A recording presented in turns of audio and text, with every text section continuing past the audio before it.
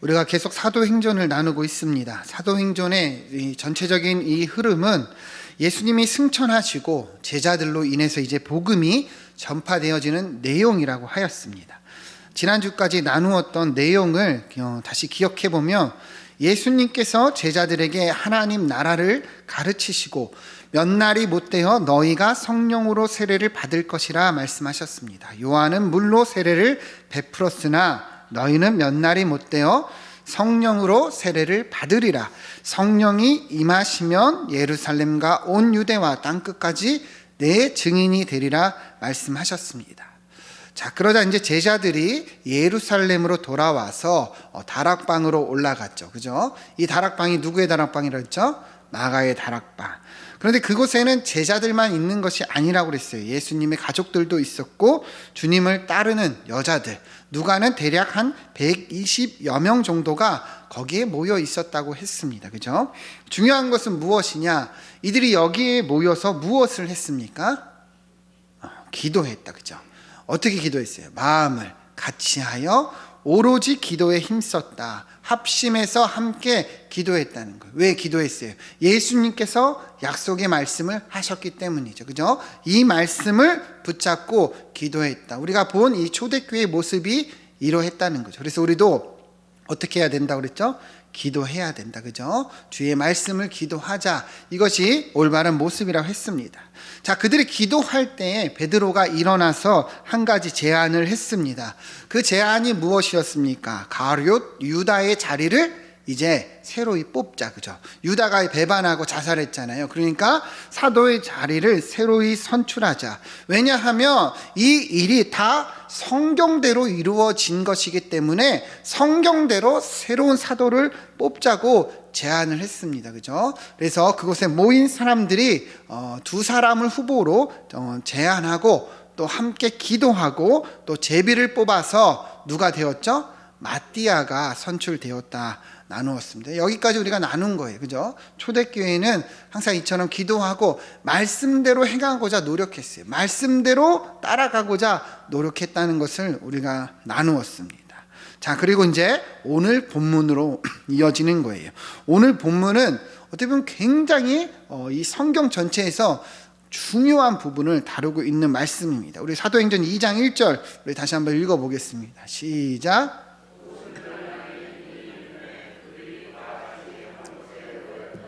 아멘. 자, 오순절 날에 이들이 한 곳에 모여 있었다 얘기를 합니다. 그죠? 함께 모여서 무엇을 했을까요? 기도했겠죠. 그죠? 말씀을 따라 기도를 했을 거예요. 근데 이 날이 언제라고 얘기합니까? 오순절이라고 표현하죠. 오순절 여러분 많이 들어보셨죠? 아마 성도들 중에 오순절을 못 들어보신 분들은 없을 거예요. 자, 그러면 질문 한번 해볼게요. 자, 오순절 많이 들어봤는데 오순절이 어떤 날입니까, 여러분? 오순절이 뭐예요? 무슨 날이에요? 자, 그쵸? 이게 우리의 모습이에요. 그죠? 많이는 들어봤지만 실제적으로는 잘 몰라요. 그죠? 잘 들으세요. 오순절이란 뜻은 이 앞에 오는 다섯 오고 뒤에 수는 열흘 순이에요. 그래서 합쳐서 50일이라는 뜻이에요. 50일. 이해가 되시죠? 그러면 무슨 50일이냐? 유대인의 절기인 유월절로부터 50일이 지난 날이라는 의미예요. 유대인들에게 있어서 유월절이 제일 중요한 절기 중에 하나인 건 아시죠? 그죠? 하나님께서 이스라엘 백성들을 이 애굽에서 구원하시고 기념한 날이에요. 그죠? 그래서 유월절은 이 유월절에서부터 50일이 지난 날을 오순절이라고 하는 거예요. 그래서 다른 말로는 뭐라고 부르냐면 77절이라고도 부릅니다. 그러니까 오순절과 77절이 같은 날인데 왜 77절이냐면 앞에 있는 7은 7일이고 뒤에 있는 7은 7주예요. 그래서 77에 49, 49일이 지나고 첫날이다. 결국에는 같은 의미예요. 그죠? 50일이 지난 오순절 77절. 이해가 되시죠? 6월절이 지난 날이라는 거예요. 자, 그런데 이제 또 중요한 의미가 있는데 오순절은요, 우리가 잘 아는 맥추절입니다. 맥추절. 여러분, 맥추절이 뭐예요? 보리를 추수하고 또 하나님께 처음 익은 열매를 드린 날이 맥추절이에요. 자, 잘 보세요. 이 날에 누가 오신 거예요? 성령께서 강림하신 거예요. 이 영적인 의미가 있습니다. 오순절이 바로 맥추절이고 추수하고 하나님께 드리는 날이라고 그랬죠. 그죠? 왜 성령께서 이날에 오셨느냐? 성령께서 오심으로 이날에 이제 영적인 추수가 시작된 것을 상징하는 거예요. 여러분, 예수님도 마태복음에서 이렇게 말씀하셨어요. 추수할 것은 많은데 누가 없다? 일꾼. 자, 이 추수의 의미를 뭐예요? 구원, 하나님의 자녀 삼는 의미로 사용하셨죠. 이 의미가 여기에 있는 거예요. 그래서 실제로 성령님이 이날 강림하심으로 영적인 추수가 시작되었는데 무려 3,000명이 믿었다 이야기를 합니다. 2장 41절 말씀 같이 한번 읽어보겠습니다. 2장 41절 시작. 그 말을 세례를 받음에 이날에 신도의 수가 3,000이나 더하더라. 아멘. 자, 왜 성령께서 오순절에 오셨고 이것이 어떠한 영적 의미가 있는지 이해가 되시죠? 네, 이제 성령께서 오심으로 하나님의 사람들이 구원받는 일들인 이 추수가 시작됐다, 그런 의미예요. 또 다른 의미가 있는데 오순절은 또 어떤 날이냐면요, 하나님께서 시내산에서 모세에게 이 율법을 주신 날이기도 합니다. 출애굽기 31장 18절 말씀 같이 한번 읽어보겠습니다. 시작. 여호와께서 위에서 모세에게 이르시기를 마치신 때에 증거판 둘을 모세에게 주시니 이는 돌판이요 하나님이 아멘. 하나님이 모세에게 이 무엇을 주셨어요? 돌판. 이 돌판이 뭐예요? 십계명이죠. 십계명의 의미가 뭐예요? 하나님의 법을 이스라엘 백성들에게 주셨다는 거예요. 왜 주셨을까요? 이렇게 살아가야 된다. 하나님의 백성들은 이렇게 살아가야 된다. 법을 알려주신 것이죠. 이날이 언제예요? 오순절이라는 거예요. 그런데 예레미야에서는 이렇게 예언합니다. 31장 33절 같이 한번 읽어보겠습니다. 시작. 그러나 그날 후에 내가 이스라엘 집에 세울 언약은 이러하니 그들의 속에 두며 그 마음에 기록하며 나는 그들의 하나님이 되고 그들은 내 백성이 될 것이라. 아멘. 자, 분명히 이 오순절에 하나님이 모세에게 율법을 주셨죠. 십계명을 주셨어요. 근데 예레미야 선지자는 뭐라고 그래요? 내가 이스라엘 집에 세울 언약은 이러하니 내가 나의 법을 어디에 둔대요? 그들의 속에 둔다. 또 그 마음에 기록하여 그들이 내 백성이 될 것이라 말씀하고 있어요. 이제 돌판이 아니라 하나님의 법을 그들 속에, 그들 마음에 주신다는 거예요. 이해가 되십니까? 이 일이 언제 이루어졌느냐? 이 오순절이라 그런 거예요.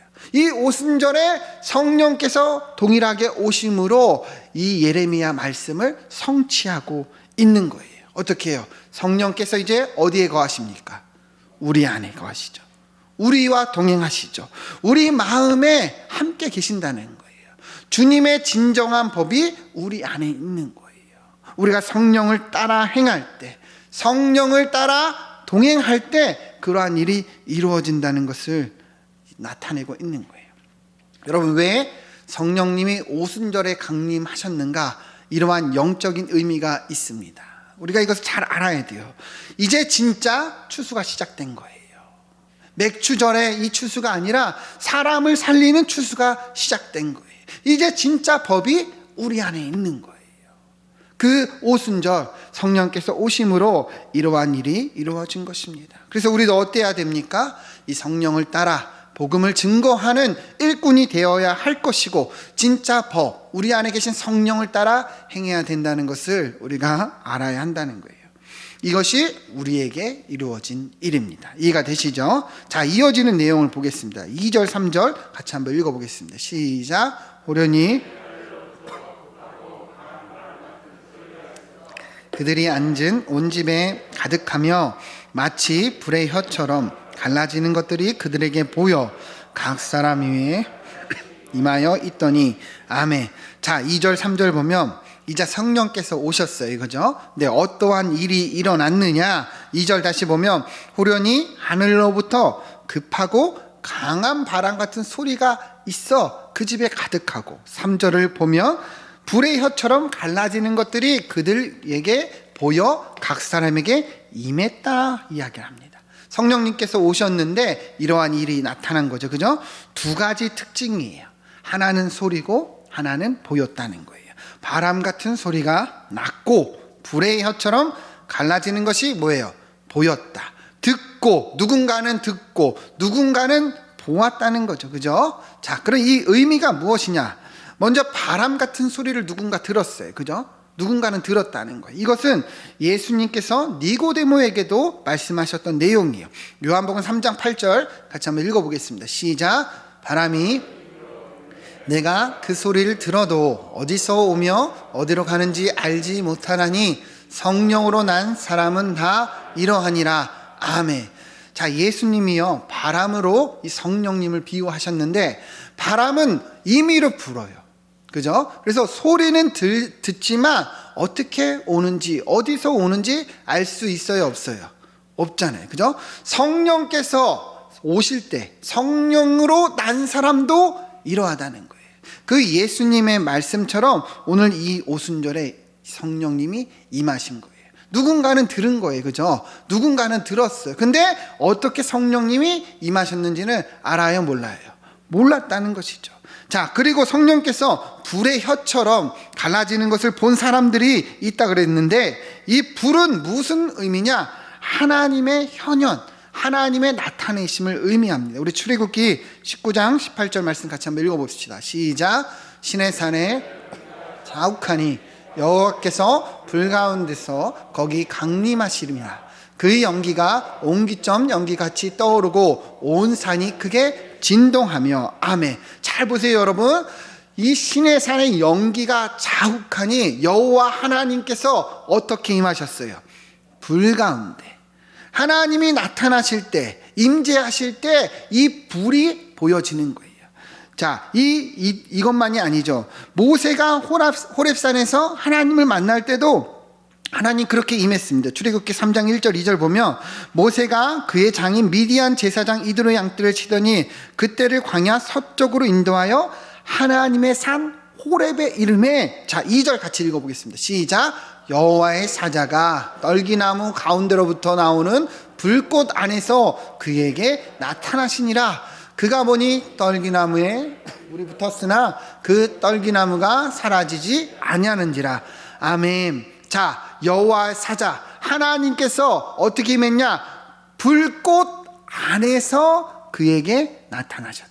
여러분 잘 보세요. 이 불이 무엇을 의미한다고요? 하나님의 현현, 하나님이 임하실 때 일어나는 이 상징적인 의미라는 거예요. 자, 그래서 오순절에 성령께서 강림하실 때 누군가는 불의 혀같이 임하는 것을 보았다는 거예요. 이것이 뭐예요? 하나님이 그들 가운데 임하셨다는 거예요. 성령 하나님, 하나님이 어떻게 돼요? 성부, 성자, 성령, 삼위일체 하나님이시잖아요. 그죠? 하나님 자신이 그들 가운데 임하셨다는 것을 나타낸다는 거예요. 이해가 되십니까? 그러한 의미를 가지고 있습니다. 그러면 왜 이 혀의 모양같이 임했는가? 그죠? 불의 혀의 모양같이 임했는가? 우리가 생각할 수 있는데, 제가 주석을 찾아보니까 학자들에 따르면 혀라는 것은요, 이 말씀을 깨닫게 하는 의미라고 합니다. 여러분, 혀가 언어의 이 중심기관이고 의미를 전달하고도 발음하잖아요. 그죠? 여러분, 혀 없이 한번 말씀을 해보세요. 혀 없이 발음할 수 있어요, 없어요? 없죠. 그죠? 이 혀가 그런 의미라는 거예요. 그러니까 성령께서 그렇게 불의 혀같이 임하신 것은요, 성령님 우리 안에 거하심으로 말씀을 깨닫게 하신다는 거예요. 조명해 주셔서 깨닫게 하시고 알게 하신다는 거죠. 여러분들도 말씀 읽다가 깨달아질 때 있습니까, 없습니까? 있죠. 그죠? 설교 듣다가 나에게 막 확 은혜가 될 때가 있어요. 그걸 누가 하는 거예요? 성령께서 하신다는 거예요. 성령님이 각 사람에게 임하사 우리로 말씀을 깨닫게 하시고 그 말씀으로 또 은혜를 주신다는 거예요. 그래서 원어로 보면 이 혀는요, 복수로 되어 있어요. 복수. 그런데 불은 단수로 되어 있어요. 그러니까 불은 하나님의 현현을 의미한다 그랬죠. 하나님 한 분이 임하신 거예요. 그죠? 근데 혀는 뭐예요? 여러 복수. 각 사람들에게 그것을 깨닫게 하신다는 그런 의미를 가지고 있다는 거예요. 우리 고린도전서 2장 12절 13절 말씀을 보면 잘 보세요. 우리가 세상의 영을 받지 아니하고 오직 하나님으로부터 온 뭘 받았어요? 영을 받았다. 이게 누구예요? 성령님, 하나님이시잖아요. 이는 우리로 하여금 하나님께서 우리에게 은혜로 주신 것들을 뭐예요? 알게 하려 하신다. 알게 하시는 분이 누구예요? 성령님이라는 거. 13절을 같이 한번 읽어보겠습니다. 시작. 우리가 이것을 알아거니와 사람의 지혜가 가르친 말로 아니하고 오직 성령께서 가르치신 것으로 하니 영적인 일은 영적인 것으로 분별하느니라. 아멘. 자, 성령님이 우리 가운데 오셔서 무엇을 행하시는지 아시겠죠, 그죠? 우리로 알게 하시고 깨닫게 하시는 거예요. 그래서 이곳에 모인 사람들이요, 이 성령 강림 사건으로 인해서 그 이후에 인생이 달라져요. 왜 그랬을까요? 깨달아진 거예요. 이전에는 잘 알지 못했어요. 예수님의 이 죽으심과 부활을 잘 몰랐습니다. 근데 성령께서 강림하시고 깨달아진 거예요. 그러니 그 마음에 불같이 성령의 충만함을 받고 그들이 하나님의 뜻을 행할 수 있었다는 것을 우리가 알 수 있는 겁니다. 여러분, 그래서 우리도 말씀을 읽을 때 또 기도할 때 누구를 의지해야 됩니까? 성령님. 성령님이 어디 계세요? 우리 마음에. 그러니까 철저하게 성령님께 의지하며 간구하며 말씀을 읽고 기도해야 되는 거예요. 그분께서 알게 하시잖아요. 그분께서 깨닫게 하시잖아요. 그분께서 우리로 행하게 하신다는 거예요. 여러분, 은혜가 충만하면요, 삶의 회복이 일어나고 능력이 나타납니다. 그 은혜를 주시는 분이 성령님이시라는 거예요. 자, 여러분, 오순절 성령께서 이렇게 강림하셨어요. 이처럼 바람 같은 소리로 불의 혀 같은 모양으로 임하셨습니다. 자, 그런데 중요한 것은 뭐냐? 이러한 현상이 아니에요. 이러한 현상이 아니라 뭐가 중요한 거예요? 성령님이 우리 가운데 오셨다. 여러분, 이러한 현상은요, 단순히 하나님께서 약속하신 이 말씀이 이제 이루어진 것을 보여주는 거예요. 단 한 번 일어난 이 예언의 성취예요. 사건이라는 거예요. 중요한 것은 지금은 그러한 일이 일어나지 않아요.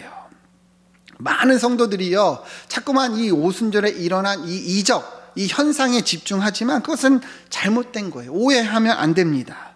성령님은 지금 우리에게 임하실 때 이러한 일이 일어나지 않는다는 거예요. 여러분, 우리가 예수님을 믿고 성령 세례 받았지만 사실은 어떻게 믿었는지 알아요, 몰라요? 언제 믿었는지 알아요, 몰라요? 몰라요. 그냥 지금 믿고 있는 거, 지금 우리가 예수 그리스도를 고백하는 것이 증거일 뿐이라는 거예요. 중요한 것은 뭐예요? 성령님이 오셨다. 이제 예수 믿는 사람 그 안에 거하신다. 그 일이 구약에 예언되어 있었는데 이 오순절에 성취되었다. 이해가 되십니까? 자, 여러분, 예수님 믿으십니까? 고백하십니까? 그러면 다 이루어진 거예요. 여러분에게 이루어진 거예요. 어떻게 이루어진지 알지 못해요. 그죠? 그러나 이미 이루어져 있다는 거예요. 중요한 거, 성령님이 우리 가운데 계신다. 믿으십니까? 믿으십니까? 그러면 이제 그 성령님을 따라 행해야 되는 거예요. 그 성령님을 의지하는 거예요. 그분이 우리와 함께 하시는 거예요. 영원토록 함께 하신다는 거예요. 언제나 그분께 간구하고 도움을 구하고 깨닫게 해달라고 요청하고 기도하게 해달라 또 의지하고 주님께서 그 성령님을 통해서 우리와 함께 하신다는 거예요. 여러분, 이러한 은혜를 누리는 삶이 되기를 축원드립니다. 4절 말씀 읽겠습니다. 4절 말씀 띄워주세요. 시작. 그들이 다 성령의 충만함을 받고 성령이 말하게 하심을 따라 다른 아멘. 자, 성령님이요 임하셨어요. 그죠? 각 사람이 임하셨어요. 그러자 어떠한 일이 일어나는가? 이 두 가지 일이 일어났어요. 4절을 잘 보시면 그들이 다 성령의 뭘 받았어요? 충만함. 그리고 성령의 충만함을 받아서 성령의 말하게 하심을 따라 뭘 말했어요? 다른 언어들로 말하기를 시작했다. 성령님이 임하시자 성령의 충만함을 받았고 다른 언어들을 말하기 시작했다고 이야기합니다. 자, 그러면 여러분, 제가 질문할게요. 자, 성령 충만 우리가 나누었어요. 그죠? 성령 충만은 성령 세례라 다르다 그랬죠? 성령 세례는 성령님이 우리 가운데 들어오실 때 일어나는 역사예요. 그럼 성령 충만은 뭐예요? 이제 우리 안에 계신 성령님으로 인해서 충만해진 상태. 그죠?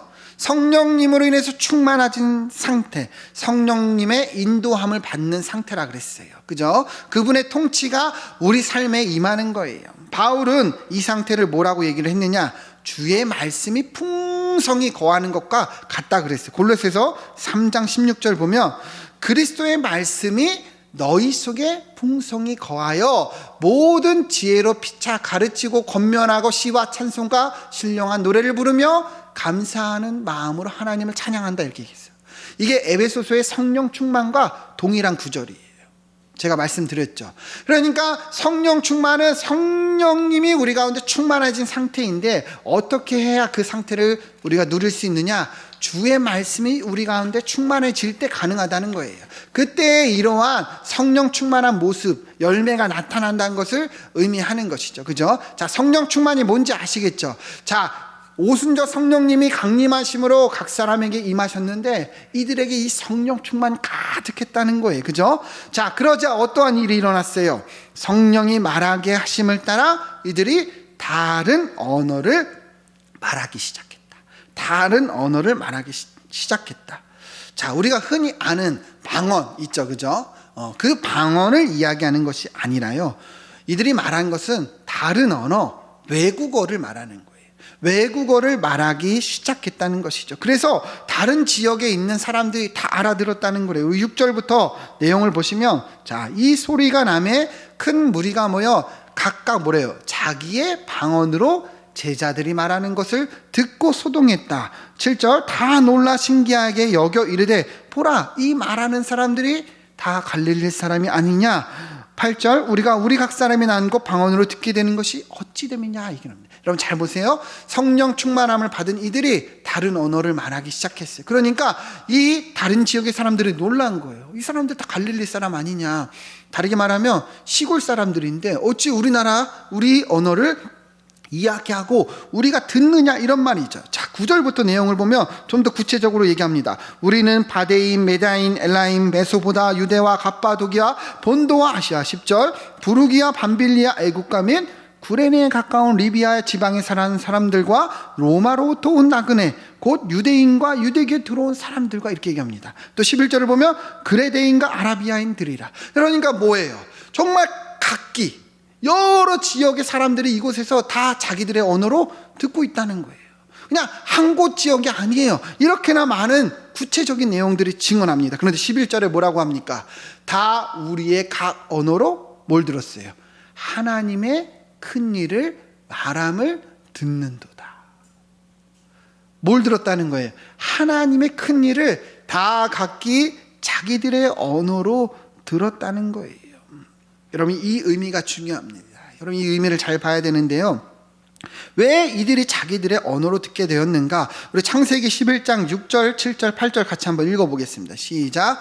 여호와께서 이르시되 무리가 한 족속이요 언어도 하나이므로 이같이 시작하였으니 이로는 그 하고자 하는 일을 막을 수 없으리로다.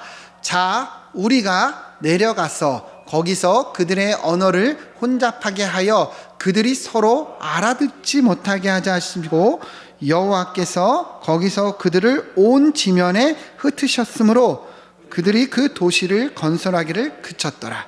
아멘. 여러분 이 창세기 11장이 어떤 내용인지 아세요? 네, 바벨탑 내용이에요. 예, 너무 잘 알고 계시네요. 원래 이 6절 다시 띄워주시면 무리가 한 족속이요 언어가 뭐예요? 하나였어요. 원래는 언어가 다 하나였어요. 근데 왜 언어가 흩어지게 됐느냐? 바벨탑 사건이에요. 여러분 바벨탑 사건은요, 왜 바벨탑을 이들이 짓게 됐냐? 인간들이요 자신들의 이름을 내고 자신들을 드높이고자 바벨탑을 짓고자 했어요. 그런데 하나님이 이들 안에 있는 이 악함을 보시고 어떻게 하신 거예요? 언어를 흩으신 거예요. 이들이 너무 악이 가득하니까 점점 이 악이 창궐하고 만연해지니까 흩어버렸어요. 그래서 이 바벨탑을 막은 거예요. 언제? 이때에 언어가 흩어진 거예요. 왜 언어가 흩어진 거예요?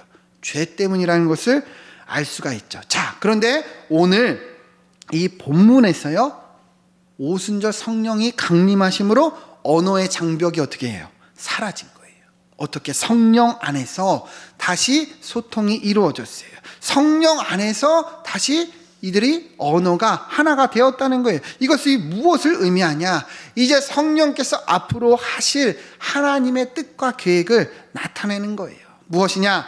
인종적, 국가적 모든 언어의 장벽을 넘어서 천하의 모든 사람들이 이제 복음을 듣고 하나님의 큰 일을 듣게 될 것이다. 성령 안에서 많은 사람들이 이 한 언어로 말하게 될 것이다. 성령께서 하실 일을 나타내는 거예요. 여러분, 실제로 이 사도행전의 내용이 그렇잖아요. 그죠?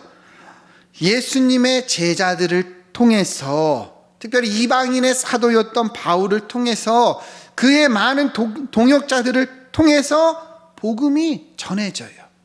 온 유대, 사마리아, 유럽 땅끝까지 복음이 전해져요. 여러분, 그 가운데 언어의 장벽이 있어요, 없어요? 없어요. 언어가 넘어지는 거예요. 성령 안에서 다 복음을 듣고 주께 돌아오는 하나님의 자녀들이 일어난 거예요. 여러분과 제가 지금 예수님을 믿고 있는 것도 그 일 아닙니까? 성령께서 하신 일이잖아요. 그렇죠? 성령님이 각 사람에게 임하사 이러한 일을 행하셨다는 것을 보여주고 있는 거예요. 자, 에베소서 2장 18절 19절 같이 한번 읽어보겠습니다. 시작. 이는 우리 둘이 한 성령 안에서 아버지께로 나아감을 얻게 하려 하심이라. 그러므로 이제부터 너희는 외인도 아니요 나그네도 아니요 오직 성도들과 동일한 시민이요 하나님의 권속이라. 아멘. 18절 다시 띄워주시면, 우리 둘이 뭐예요? 이방인, 유대인 말하는 거죠. 에베소서 할 때 나누었죠. 이제 한 성령 안에서 어떻게 해요? 아버지께 나아감을 얻게 하신다. 이 의미가 뭐예요?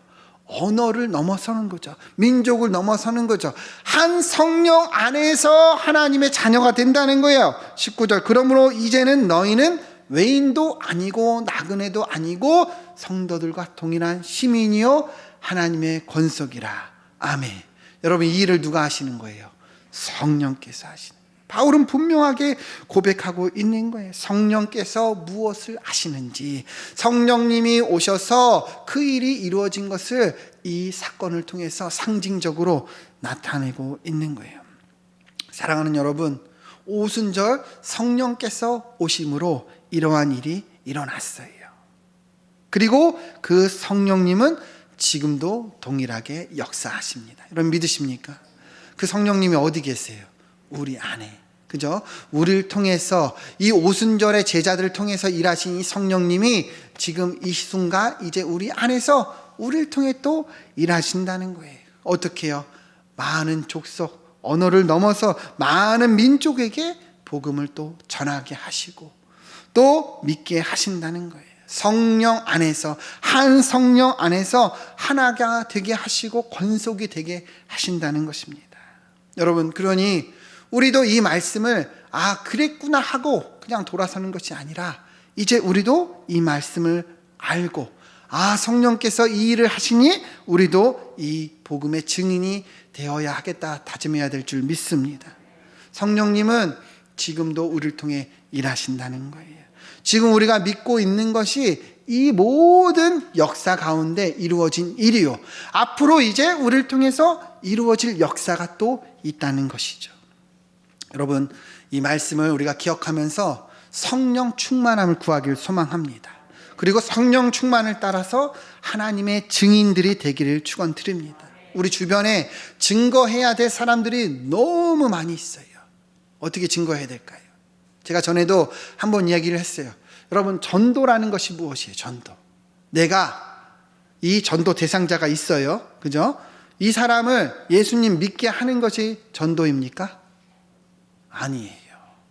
전도는 전하는 거예요. 믿게 하시는 분은 누구예요?